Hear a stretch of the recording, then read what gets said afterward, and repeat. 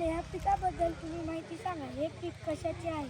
हे पीक तुती ह्याच्यापासून खोसला तयार रेशीम तयार केला जातो. या पिका तुम्ही जे पीक म्हणता ते पीक किती दिवसाचे असते? हे पीक एकदा जर काडी लावली तर हे काडी जवळपास 15 वर्ष चालली जाते आणि फक्त 2 महिन्याला ह्याची बॅच घेतली जाते रेशीमची. हे पीक तुम्ही कशा प्रकारे पिकवतात? हे पीक जवळपास ह्याला छाटणी करून हे लगे पाला आल्याच्या नंतर 2 महिन्यानंतर कट करून त्या शेडमध्ये हे करून हे केलं जातं. या झाडाला फुले लागतात का फळे लागतात? त्या झाडाच्या फक्त फांद्या कट करून त्या रेशीमच्या शेडमध्ये आळ्याला खाऊ घालून त्याचा खोसला तयार केला जातो. हे किती एकर शेत आहे? हे जवळपास 1 एकर शेत आहे. तुम्हाला या पिकाचे उत्पन्न भेटते का? या पिकाचं 1 महिन्याला जवळपास 50,000 रुपये उत्पन्न निघलं जातं. हे जे शेत आहे त्या शेत जे तुम्ही या रेशीमचे दुकानामध्ये नेता आणि घोसले जे बनवता हे तुम्ही कोणत्या बाजारात नेता? ह्याला सगळ्यात जागतिक लेवलला म्हणलं तर रामनगर आणि बीड हे 2च मार्केट आहेत भावाच्या बाबतीत. तुम्ही जी ही मेहनत करता त्याच्या तुम्हाला योग्य भाव भेटतो का? हो भेटतो ना. तुम्हाला कधी याच्यावर नफा मिळालाय का? हो मिळालेला आहे. आता ह्याच्या अगोदरची एक बॅच जवळपास 500 रुपये दराने खोसला गेलेला 80 किलो खोसला निघालेला आहे. 40,000 रुपयेची बॅच निघालेली आहे. हा तुतीचा व्यवसाय करताना तुम्हाला घरातील इतर कोणी सदस्य मदत करतात का? हो करतात ना.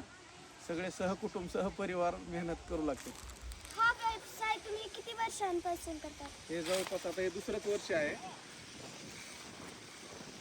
या शेतीसाठी शासन तुम्हाला मदत करतो का तुम्ही स्वतः पिकवता? त्याला महाराष्ट्र शासनाचे जवळपास 1 एकरला 4,25,000 रुपये अनुदान आहे. हे जवळपास याचं लावणीपासून शेड बनवण्यापर्यंत 3 वर्षाकरिता ह्याला अनुदान आहे. धन्यवाद. धन्यवाद. तुळशी सातारकर, वनिता व्यंकटराव. मी आज तुम्हाला तुती या उत्पादकाविषयी काही क्वेश्चन विचारणार आहे. तुती या उत्पादनासाठी तुम्हाला घ्यायची कोणती काळजी घ्यावी लागते? ह्याला सर्वात प्रथम म्हणलं तर ह्याला जास्त करून तर फवारणीचा ह्याला अजिबात म्हणजे जमत नाही. ह्याच्या बाजूनं तुम्ही बघितलं असेल हे पूर्ण हे शेजाऱ्याने फवारलेलं मध्ये पिकामध्ये येऊ नये म्हणून साईडनं तुती लावली आहे. काही शेतकरी घास पण लावतात. सगळ्यात महत्त्वाचं म्हणलं तर त्याच्यात हे आहे. आणि तुती उत्पादनासाठी औषधं जे वापरतात ते आपल्याला इथं उपलब्ध आहेत का महाराष्ट्रात? ह्याचे औषधं आहेत आपल्या इथं मुरुडमध्ये भेटतात. आणि ते कशी फवारायचे? आता ह्याला जवळपास छाटणी केल्यानंतर एक 22 10 म्हणून एक फवारणी आहे. 22 10 फवारणी केल्यानंतर ह्याच तुतीचंच एक प्रोडक्ट आहे पोषण म्हणून. हे पोषण एक फवारलं जातं. आणि ऑर्गॅनिक म्हणलं तर ग्रीन टेकचं ग्रीन प्लॅनेटचे जवळपास नायट्रोकिंग आणि नायट्रोग्रो हे 2 औषध वापरले जाते. तुती उत्पादनासाठी घोसले जे तयार होते ते तुम्ही कशा प्रकारे घोसले तयार करतात, पॅकिंग करतात आणि मार्केटमध्ये कसे पाठवतात? ते पॅकिंग वगैरे काही नसते. जवळपास 1 किलोमध्ये घोसला जवळपास 600 नग बसले जातात. तर एक आळी जवळपास नाही बी म्हणलं तर 1 किलोमीटर धागा तयार करते. एक आळी जवळपास नाही बी म्हणलं तर ह्याचं एक अंडीपुंजवर असतं. 100 अंडीपुंजला 1 क्विंटल माल निघतो सरासरी. तुती उत्पादन आपण आता घोसले घेऊन पॅकिंग करून मार्केटला घेताना काय आपल्याला धोकादायक आहे का? काय घटना वगैरे घडल्यावर? नाही त्याला काही धोका वगैरे काही नाही. आता जवळपास मार्केट झाले आहेत. आरसखेड, बीड, परळी जवळपास मार्केट असल्यामुळे काही परिणाम होत नाही त्याचा. आणि तुम्हाला याच्याबद्दल भरपूर अशा फायदा बी भेटला का आणि तोटा पण झालाय का?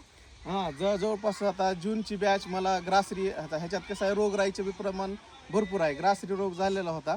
ग्रासरीमुळे माझी बॅच पूर्ण फेल गेली होती. त्याच्यानंतर दुसरी बॅच घेतली. जवळपास 80 किलो माल निघालेला आहे त्याला. तुती उत्पादनामध्ये जे ऐकणी खर्च होतो ते जास्त प्रमाणात होतो का कमी प्रमाणात? त्याला बाकीचा काहीच खर्च नाही. फक्त एका बॅचला लय झालं 10,000 रुपये खर्च आहे. तुम्हाला ऐकणी फायदा जास्त प्रमाणात झालाय का? आता ही तर सुरुवात आहे. आता फायदा होईल. आता जवळपास नवीन क्षेत्र पण वाढवलेलं आहे. नाही तुम्हाला सर्टिफिकेट भेटले म्हणून म्हणाले मी. नाही ते आम्ही आता कसं आहे आता इथल्या ऑफिसने काय केलं होतं की जे शेतकरी आहेत नवीन जे शिकाऊ आहेत त्यांना पाठवलं होतं ट्रेनिंगसाठी. तिथे जाऊन तिथं आम्ही भरपूर शिकण्यात आलं. तिथून आल्याच्या नंतर जी बॅच माझी कोणत्या कारणानं फेल गेली ते लक्षात आलं. त्याच्यानंतर माझी बॅच सक्सेस झालेली आहे. ते तुतीमध्ये तर एकीने इथं शेड मारले तिथं तुम्हाला एकीने काय जास्त काळजी घ्यावी लागते का घोसले ठेवायला, आळ्या तुम्हाला ठेवायला? आता तिथं गेल्याच्या नंतर मध्येच दाखवतो हं? काढण्यासाठी तुम्ही, त्याचे झाड असतात का पाण्यात? आता सर्वप्रथम काय माहित आहे का, आता हे आपलं आळ्यासाठी आहे बेड. आता ह्या बेडवर काय केलं जातं, पेपर टाकला जातो. पेपर टाकल्याच्या नंतर इथं आळ्या ठेवायच्या. आळ्या ठेवल्याच्या नंतर फांदी कट करून आणायची. फांदी कट करून आणल्याच्या नंतर फांदी इथं टाकायची. आळ्याच्या जवळपास 4 स्थिती असतात. किती? 4. त्याच्यामध्ये 2 अवस्था हे ऑलरेडी पहिल्या बाहेरून चॉकी जर घेतली तर 2 आळ्याची लेवल आपल्या तिथं बाहेरून झाल्यानंतर फक्त आपल्याला 2 विचारा सांभाळायचे आहेत. आपल्याला फक्त 2 मोलचे फक्त पास करायचे आहेत आपल्याला, 3रा आणि 4था. तर त्याच्यामध्ये तुम्हाला आता सगळ्यात पहिलं म्हणलं तर सगळ्यात महत्त्वाचा विषय आहे शेड न्यूट्रंटिफायर. शेड न्यूट्रंटिफायरला फॉर्म्युलिन, चुना, जवळपास झालं तर ब्लिचिंग, हे पूर्ण शेड फवारून हे करून हे करावं लागतं. पुन्हा सगळ्यात महत्त्वाचं म्हणजे आता मच्छर, बाकीचं तुमचं ते उंदरं हे मच्छरदाणी, ते मच्छरदाणी हे सगळं पूर्ण पॅक करून हे केलं जातं. त्याच्यानंतर हे पूर्ण आपल्याला जे आहे ना, हे पूर्ण 1 महिन्याकरता आपल्याला हे औषध वापरावं लागतं. या शेडमध्ये आळ्या सुरक्षित राहू शकतात? हां, राहू शकतात ना. कारण काय आहे, त्यांना सुरक्षेसाठी आहे ना, मच्छरदाणी आहे, साईडला जवळपास ग्रीन नेट लावलेलं आहे. ही जाळी कसं आहे, हे पूर्ण आता फांद्याचं वजन हे टाकल्याच्या नंतर खाली पडू नये म्हणून ते वापरलेलं आहे. हे नायलॉनपासून बनलेलं आहे जाळी. त्याला काहीच होत नाही, फवारणी काही होत नाही ना, कशाने काही होत नाही. हे औषध तुम्ही किती प्रमाणात वापरता? आता हे प्रमाण म्हणलं तर प्रत्येक कसं आहे अंडीपुंजीवर आहे. जर समजा 100 अंडीपुंज आणले तर एका ह्याला 1 किलो वापरलं जातं. या जे आळ्या असतात त्यांच्या गरमी किंवा थंडी असेल म्हणजे हां, सगळ्यात महत्त्वाचा प्रश्न विचारलेला आहे. सगळ्यात महत्त्वाचं ह्याला वातावरण मेंटेन ठेवावं लागतं. आता तुम्हाला वातावरण मेंटेन ठेवायचं झालं तर यायचं तुम्हाला दाखवतो. टेम्परेचर म्हणतात आहे 27.2 म्हणजे जवळपास 27 टेम्परेचर आहे आणि आर्द्रता आहे 36.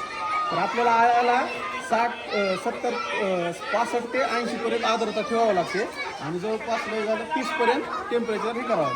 त्याच्यासाठी पत्र्यावरती 5 म्हणा नाही साईडनं फॉग हे ते लावून टेम्परेचर मेंटेन करता येते.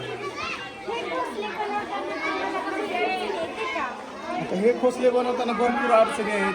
कारण झालं तर आता पक्षी आहेत, पुन्हा झालं तर उंदरं आहेत, ह्याच्यापासून त्याला धोका आहे.